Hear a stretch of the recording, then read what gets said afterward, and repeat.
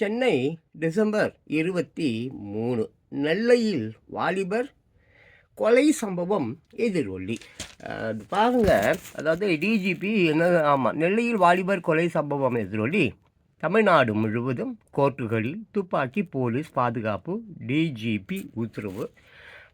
ரொம்ப போற்றக்கூடிய ஒரு விஷயம், அதே நேரத்தில் பாராட்டியும் ஆகணும் கண்டிப்பாக.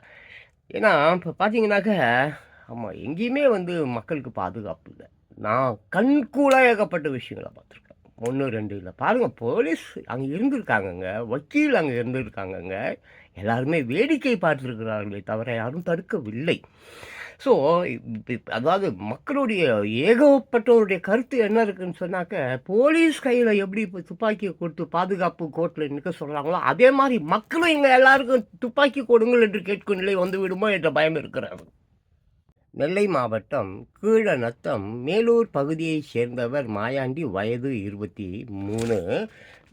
பார்த்தீங்கன்னாக்க, இவர் மீது கொலை முயற்சி வழக்கு நிலுவையில் உள்ளது.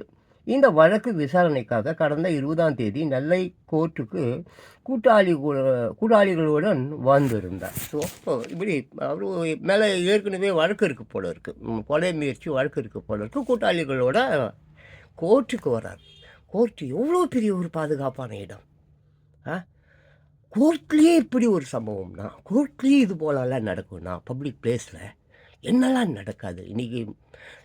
ஃபாரின்ஸ் எல்லாம் பார்த்தீங்கன்னா, சின்ன பையன், டலோண்டு பையன், ஏனே தெரியாது, திடீர்னு காலேஜுக்குள்ளே போகிறான், திடீர்னு கோயிலுக்குள்ளே போகிறான், கன்று எடுக்கிறான், டக்க டக்க டக்க டக்குன்னு காரணமே எல்லாமே சொல்லிட்டு போகிறான். போலீஸ் மாட்டுறாங்க, இல்லை போலீஸ் சுட்டுறாங்க. ஸோ இதெல்லாம் நீதிக்கு நிலை இங்கே வந்துடக்கூடாது. கோர்ட் முன்பு கொலை. பார்த்தீங்கன்னாக்க, அப்போது அங்கு காரில் பயங்கர ஆயுதங்களுடன் வந்த கும்பல் கோர்ட்டுக்கு முன்னே அவரை அறிவாளால் சரமாரியாக வெட்டியதில் இதில் இரத்த வெள்ளத்தில் சரிந்த மாயாண்டி சம்பவ இடத்திலேயே இருந்தார். உடனே அந்த கும்பல் தப்பி சென்று விட்டது. ஒருவர் மட்டுமே சிக்கினார். கோர்ட்டு முன் நடந்த இந்த கொலை சம்பவம் தமிழகத்தையே உலுக்கியது. வியூவர்ஸ், இது ரொம்ப வருந்தத்தக்க கூடிய ஒரு விஷயம். ஆமாம், ரொம்ப இதை இப்படியே விடக்கூடாது. சரியான தண்டனைகள் தரப்பட வேண்டும், சாதாரண தண்டனைகள் அல்ல. இந்த முஸ்லீம் நாடுகள் ஒரு 53 நாடுகள் இருக்குது. அதில் பார்த்தீங்கன்னா ஒரு 40 நாடுகளில் மிக கொடூரமான தண்டனைகள் வழங்கப்படும். I'm really chat about this. இங்கே சட்டமும் சரியில்லை, தண்டனையும் சுத்தமாக இல்லை. குற்றங்கள் இப்படியே போனால் மக்கள் ஒருவன் கூட வருங்காலத்தில் உயிரோடு இருக்க மாட்டான். ஹைகோர்ட் கண்டனம். கொலை தொடர்பான காட்சிகள் வலைதளங்களில் கொலை தொடர்பான காட்சிகள் சமூக வலைதளங்களில் வைரலான நிலையில் தமிழகத்தில் சட்டம் ஒழுங்கு சரியில்லை என எதிர்கட்சிகள் குற்றம் சாட்டின. கோர்ட்டுக்கு வந்தவருக்கே பாதுகாப்பு இல்லை என்று பல்வேறு தரப்பிலும் அரசுக்கு எதிராக கண்டன குரல்கள் ஒலித்தன. ஸோ இது எவ்வளோ மனதுக்கு வலியை தருகிறது என்று பாருங்கள்.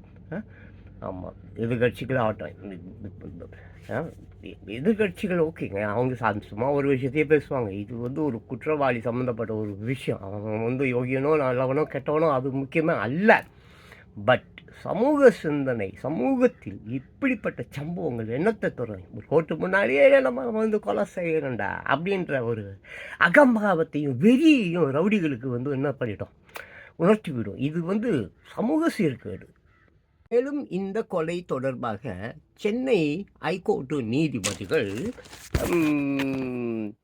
தாமாக முன் வழக்கை விசாரணைக்கு எடுத்துக்கொண்டனர். அதோடு மட்டும் அல்லாமல் போலீஸ் தரப்புக்கு பல கேள்விகளை எழுப்பி சம்பவம் குறித்தும் கோர்ட்டுகளில் உள்ள பாதுகாப்பு பணிகள் குறித்தும் அறிக்கை தாக்கல் செய்ய அரசுக்கு உத்தரவிட்டனர். எப்படி இருக்கு பார்த்தீங்களாங்க? தாமாக முன் யார்? ஹைகோர்ட் நீதிபதிகள். அப்போ போலீஸ் என்னங்க செஞ்சுக்கிட்டு இருக்காங்க? அரசாங்கம் என்னங்க செஞ்சுக்கிட்டு இருக்கு? பொதுமக்கள் என்னங்க செஞ்சுக்கிட்டு இருக்கான்? பப்ளிக் பிளேஸில் இது அரசுக்கு மிகப்பெரிய இழுக்குங்க, அவமானங்க. இந்த வெளிநாட்டவர்கள், ஃபாரினர்ஸ் எல்லாம் இந்த செய்தியை படிப்பான், கேட்பான், கொள்வான், செய்வான். ஏற்கனவே ஃபாரினர்ஸ் நீங்கள் நிறைய சினிமா படத்தில் பார்த்துருப்பீங்க. ஏய் இண்டியன் டாக்ஸ் அப்படின்வான், ஏய் கூலி அப்படின்வான். ஸோ அப்படி ஃபாரினில் உள்ளவங்க இந்த இந்தியாவை என்னங்க நினைப்பாங்க? இது தவிர பணியில் இருக்கும் போலீஸார்கள் பலர் பார்த்தீங்கன்னாக்க இது தவிர பணியில் இருக்கும் போலீஸார் பலர் செல்போனில் மூழ்கி கிடக்கின்றனர். செல்போனில் ஏதாவது ஒரு காட்சியை பார்த்து அதில் மூழ்கி இருந்தால் எப்படி பாதுகாப்பு பணி நடைபெறும் என கேள்வி எழுப்பினர். அதோடு போலீசார் செல்போன் பயன்படுத்துவதை தடுக்க தீவிர நடவடிக்கை எடுக்கப்படவில்லை எனவும் குற்றம் சாட்டினார். ஸோ அன்பானவர்களே, இது நீடித்தா இப்போ நீங்கள் நிறைய பார்த்தீங்கன்னா ஃபாரின் நாடு இந்த உக்ரைன் ரஷ்யா சிரியா கிரியான்னு ஏகாப்பாட்ட உள்நாட்டு போர் வெடித்து விடும். உள்நாட்டு போர் ஆமாம், எல்லாம் ஒன்றா தானங்க இருந்தோம், பிரிஞ்சு இல்லையா? பாகிஸ்தான் அப்படி போயிடுச்சு, இந்தியா இப்படி ஆச்சு. நம்ம பிரதமர் மோடி அவர்கள் குஜராத் நல்லா இருந்தால் போதும், அந்த அதானியும் அம்பானியும் நல்லா இருந்தால் போதும்னு நினைக்கிறாரு. ஆனால் நம்ம தமிழ்நாட்டு முதலமைச்சர் தங்களது குடும்பம் நல்லா இருந்தால் போதும், ஏழை மக்கள் எப்படி வேணால் சாவலாம் அப்படின்ற உள்நாட்டு போர் வந்ததுன்னா ஒவ்வொருத்தவங்க கையிலையும் குஜராத்தில் ஒவ்வொருத்தவங்க வீட்டு வாசலையும் துப்பாக்கி இருக்குது. கோர்ட்டுகளில் நிரந்தர பாதுகாப்பு ஏற்பாடு செய்யும் வரை இடைக்காலமாக மாவட்ட கோர்ட்டுகளில் முக்கியமான இடங்களில் தேவையான எண்ணிக்கையில் ஆயுதம் தாங்கிய போலீஸ் பாதுகாப்பு வழங்க வேண்டும் என உத்தரவிட்டார். ஆமாம், நீங்கள் நினைக்கலாம் என்னமோ புதுசாக கோர்ட்டு முன்னால் கொலை பண்ணிட்டாங்க அப்படின்னு. நோ, அந்த மாதிரி நிறைய நடந்திருக்கு. இன்னொரு கோர்ட்டில் கூட ஏகப்பட்ட 1-2ன்னு சொல்ல முடியாது. இது காலங்காலமாக அது நடக்குது தான். ஆனால் இப்படியே நடக்க விட்டுக்கிட்டே இருந்தால் அப்புறம் எப்படி நீங்கள் வளர்ச்சி அடைந்த தமிழ்நாடு, வளர்ச்சி அடைந்த இந்தியான்னு சொல்லுவீங்க? ஏங்க, இதுக்கு முன்னாலே எப்பயோ நடந்த விஷயம் தடுக்கப்படவில்லை, பன்மடங்கு அதிகரித்து கொண்டே போகிறதுங்க. ஆமாம், இளைஞர்களே, வாலிப பெண்களே, சிந்தித்து பாருங்க, சிந்திக்கணும். படிச்சுட்டு நீ பாட்டு கால் சென்டரில் வேலை செஞ்சால் போதாது, இது நீடிக்கக்கூடாது. டிஜிபி உத்தரவு. இதற்கிடையே தமிழகத்தில் உள்ள அனைத்து வகை கோர்ட்டுகளிலும் பாதுகாப்பை பலப்படுத்துவதோடு துப்பாக்கி ஏந்திய போலீசாரை பாதுகாப்புக்காக நிறுத்த வேண்டும் என டிஜிபி சங்கர் ஜிலால் அனைத்து போலீஸ் கமிஷனர்கள், மண்டல ஐஜிக்கள், போலீஸ் சூப்பரண்டுகளுக்கு உத்தரவு விட்டுள்ளார். நன்றி. இது வரவேற்கக்கூடிய விஷயம். சேம் டைம் இங்கே நிறைய இலக்கியவாதிகள், கவிஞன்ஸில் நல்ல முற்போக்கு சிந்தனையாளர்கள்லாம் இருக்காங்க. ஸோ அவர்களுக்காவது நீங்கள் டிமாண்ட் பண்ணாமல் அவங்களுக்கு வழங்கலாமே, லைசன்ஸோட பக்கா வெரிஃபிகேஷனுக்கு அப்புறம் அவங்களுக்கு வழங்கலாமே. அப்படிப்பட்டவர்களையும் இவங்க சுட்டு தள்ளிட்டு போடுவானுங்க. செத்ததுக்கு அப்புறம் பணத்துக்கு என்னங்க மரியாதை? காலங்காலமாக இதுதானுங்க பண்ணுறீங்க. அயல்நாடு ரொம்ப, நான் நிறைய நியூஸ் படிக்கிறவன், அயல்நாடு தமிழ்நாடு மேலே, இந்தியா மேலே எவ்வளோ கேவலமான ஒரு கருத்து வச்சிருக்குன்னு எனக்கு தெரியும். இப்படியே நீங்கள் போனீங்கன்னா தமிழ்நாடு, இந்தியாவெல்லாம் காப்பாற்ற முடியாது. இதன்படி அனைத்து மாவட்டங்களிலும் உள்ள கோர்ட்டு வளாகங்கள் மற்றும் அதனை சுற்றி உள்ள பகுதிகளிலும் பலத்த போலீஸ் பாதுகாப்புக்கு ஏற்பாடு செய்யப்பட்டு உள்ளது. துப்பாக்கி ஏந்திய போலீசார் தீவிர ரோந்து மற்றும் கண்காணிப்பு பணிகளில் ஈடுபடுத்தப்பட உள்ளனர். நன்றி. நிறைய வழக்குகளை இப்பொழுது நீதிபதிகள் தான் தாமாக முன்வந்து சுமாட்டா அதில் பதிவு பண்ணுறாங்க. ஏங்க மக்கள் யாருமே எந்த ஒரு வழக்கையும் தொடர மாட்டாங்க. ஏன்னா அவங்க குற்றவாளிங்க. டோட்டல் மற்ற மக்களும் குற்றவாளி. குற்றம் செய்யாத ஒருத்தொன்னும் இல்லை. எங்கே நம்ம போலீஸ்கிட்ட போனால் மல்லாக்கா படுத்துக்குன்னு எச்சு துப்பிக்கிறாங்க, மல்லாக்கா படுத்துக்குன்னு எச்சு துப்பிப்பான் பார்த்தியா, அப்படி ஆகிடுமே. அதுக்கு தான் போலீஸார போல எல்லா மனிதனும் திட்டு பையன். இந்த திட்டு பையனுக்கு போலீஸு, அரசு அதிகாரம் எல்லாம் இது நல்லா இல்லை. இது இப்படியே போகக்கூடாது. இப்படி போனால் நாளைக்கு படித்தவர்கள் படிக்காதவர்கள் எல்லாம் பிச்சைக்காரன் எல்லாம் செத்து கொண்டு தான் இருக்கிற. கோர்ட்டு வளாகம் மற்றும் அதனை சுற்றி உள்ள பகுதிகளில்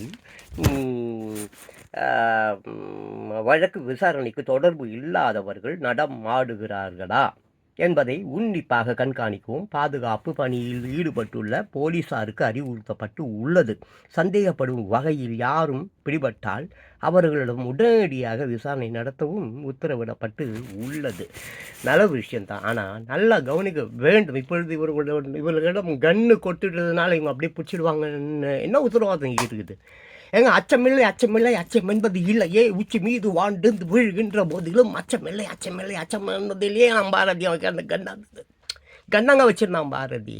பிடிக்கணும்னு நினச்சா அந்த போலீஸ்காரங்க அப்போ பிடிக்கலாம், அவங்க பிடிக்க மாட்டாங்க. நீங்கள் கன்னை கொடுத்தாலும் சரி, அணுகுண்டை கொடுத்தாலும். நவீன துப்பாக்கி உடன் பார்த்தீங்கன்னாக்க இது குறித்து டிஜிபி சங்கர் ஜிவால் கூறுகையில், அதிக அளவில் கூட்டம் வரும் கோர்ட்டுகளில் ஏற்கனவே துப்பாக்கி ஏந்திய போலீஸ் பாதுகாப்பு போடப்பட்டு உள்ளது.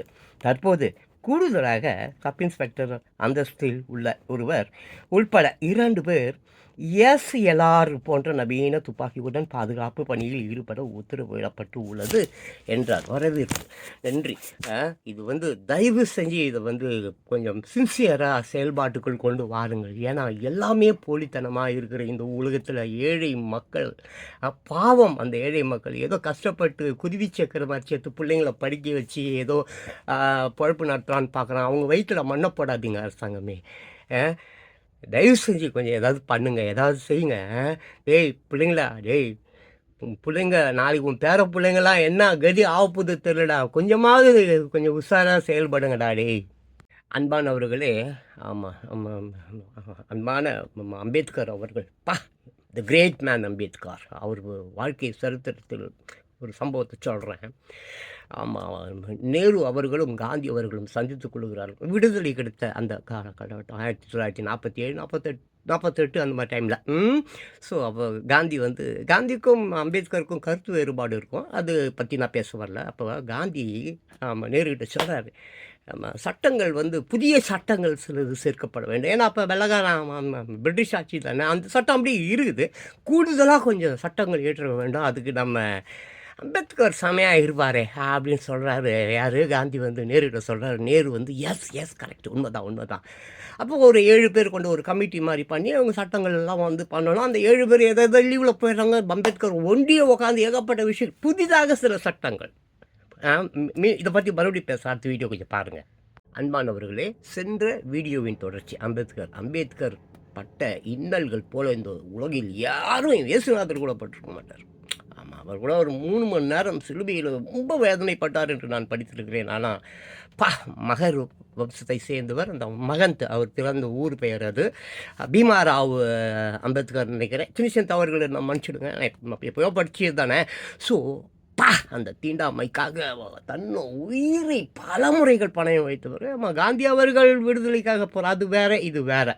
இவர் தீண்டாமை, அவர் மக்கள் விடுதலைக்காக. இப்படி அந்த 2 மாபெரும் சிங்க சொப்பனக்காரர்கள் இருவருமே. நான் இதை பற்றி எதுக்கு சொல்ல வரேன்னா, ஏகப்பட்ட சட்டங்களை இயற்றியவர் அம்பேத்கர். ஆனால் அந்த சட்டங்கள் அப்படியே நடைமுறையில் உள்ளதா இல்லை. மாபெரும் ஓசோனில் ஓட்டைன்ற மாதிரி பயங்கர ஓட்டைகளாகிவிட்டது. அச்சட்டங்கள், புது சட்டங்கள் வேண்டும்.